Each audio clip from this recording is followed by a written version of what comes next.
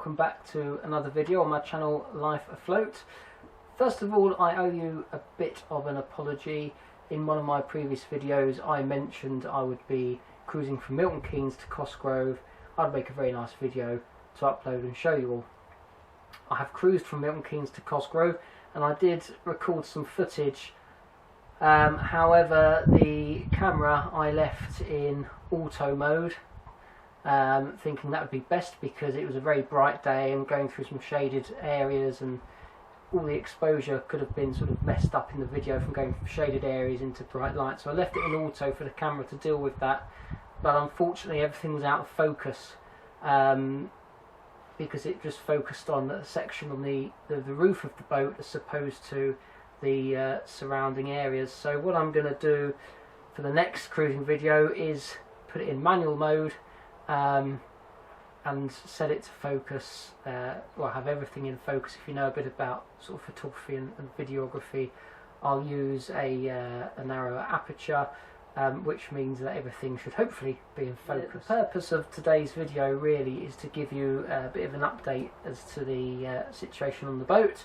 I've done a few things since my original video on the tour of the boat, which I'll put a link up to now in the top right corner of this video, so you can click on that and check it out.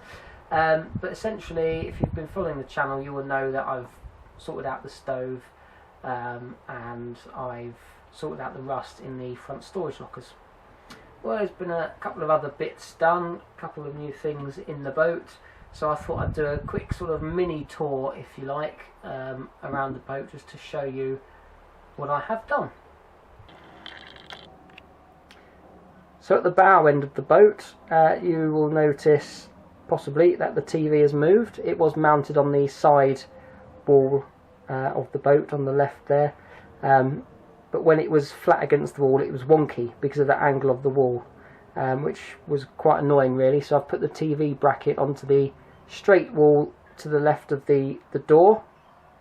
That's it sort of put away, if you like, at the moment, and it pulls out so that you can watch it, and it's much better up there, I think.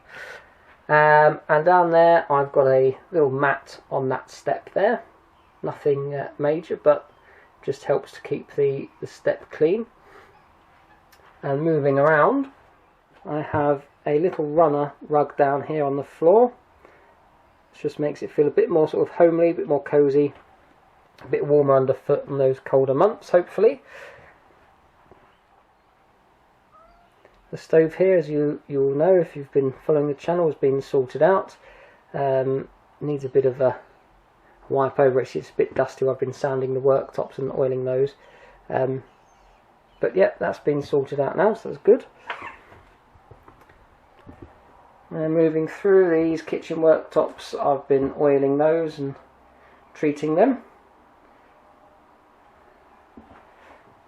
And had a bit of a tidy up down here. This is the dinette area, so the top of that will fold open, doubling the width and making 4 foot wide double bed. That's just a box of rubbish I need to take out, take to the tip. I mentioned in one of my previous videos that I was going to get a drop leaf table, and I knew which one I was going to get from IKEA. Well, I found one for sale on Shpock. It was only £15, there it is. So I'm going to give a bit of upcycling a go. It's a solid table, there's no damage to it. I'm going to attempt to cover the tabletop, if you like, with like an oak effect vinyl. And then the framework, the legs, I'm going to paint possibly a cream or white colour. So I thought I'd give it a go. It's only 15 quid. If it works, great. If it doesn't, then never mind. My blanket's gone back up, as well as a fire extinguisher out round by the stove. The bathroom hasn't changed. In fact, it's quite messy in there because everything I tidied up from out here has kind of gone in there for now. On the floor there's some paint which I'll be using to paint the boat in the near future. Oh, and back actually through into the kitchen, sorry, I forgot to mention, the hole where these plugs were has now been filled in just with some expanding foam. but that's ready to tile over, and that switch has been moved from there, so it's no longer above the hob, so that's ready to tile up from the oven up to the top of the wall. So that'll be nice once that's done. And the only other thing really that I've done is I've fitted a new bilge pump. It's got a float switch attached to it, so it's fully automatic, no need to switch it on and off, which is handy. It's an absolute nightmare to change.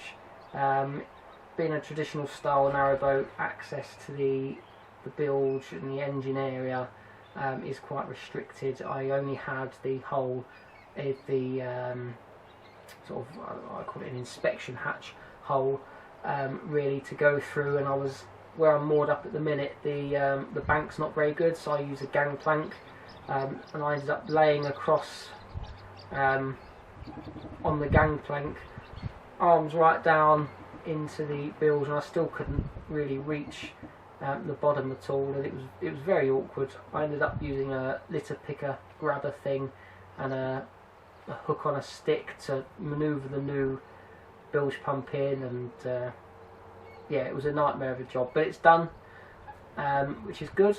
Oh, another thing I've done is I've painted the roof, kind of. All the rusty spots have been treated, all the loose paint was scraped away, and the rust treated with the same rust treatment called Aquasteel that I used in the front storage lockers, and then I touched it up with some paint that was left over that I found on the boat, same paint that's on the roof. It does look a bit patchy because the paint that was already on the roof has sort of weathered a bit and the sun's affected the colour, so I'm going to just go over the whole lot with some new paint, but it's been too hot to do that. It's 32 degrees or something like that at the moment outside.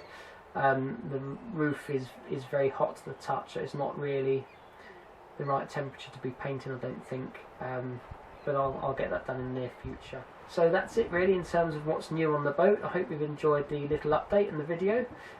Please feel free to comment, rate, subscribe, all of that stuff. Take care, and I'll see you next time.